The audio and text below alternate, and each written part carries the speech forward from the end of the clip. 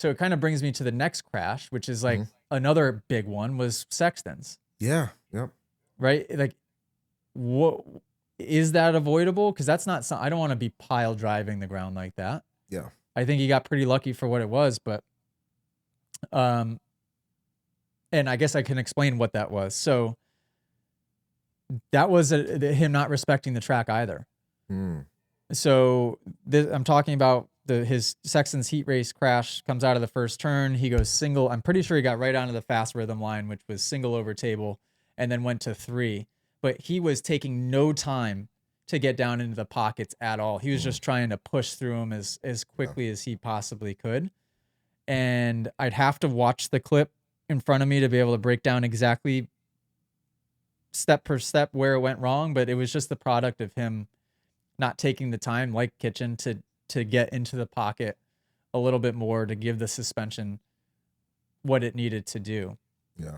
And a lot of people would watch that and be like, oh, well, he landed front tire first. Like, why was he not able to save it? It's because his whole moment, everything was going over the front at that point. Like his momentum was going forward. Even somebody as strong as Sexton, he's not going to be able to save that impact. He's just going to be going over the front. And usually when you talk about going front tire first, that whole system, that force vector is going in one uniformed, almost like an arrow path.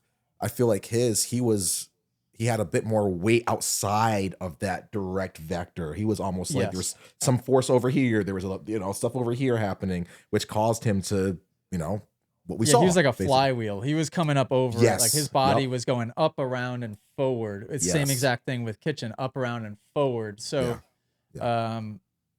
when you case front tire first, you need to be with the bike going this way. Yep. Going straight, because the idea is when you case something like that, you want to go straight through it instead of the weight carrying up over. So like that crash happened not on the landing, that crash happened on the transition going into the takeoff. Yeah. And it was the same thing for Kitchens. It's like, what could have saved that? Nothing about the landing, right? It was about the takeoff and that transition going into the takeoff. Yeah.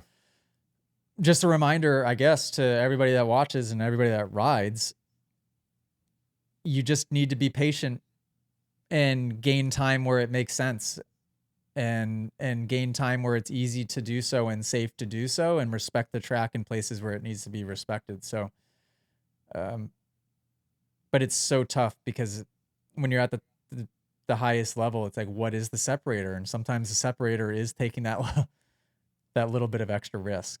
If you guys enjoyed this podcast clip and you want to listen to full episodes, you can do so on Spotify and Apple Music. If you want to send in your own video submission, you can join us in the Moto Academy family inside of the Moto Academy app by just going to themotoacademy.com.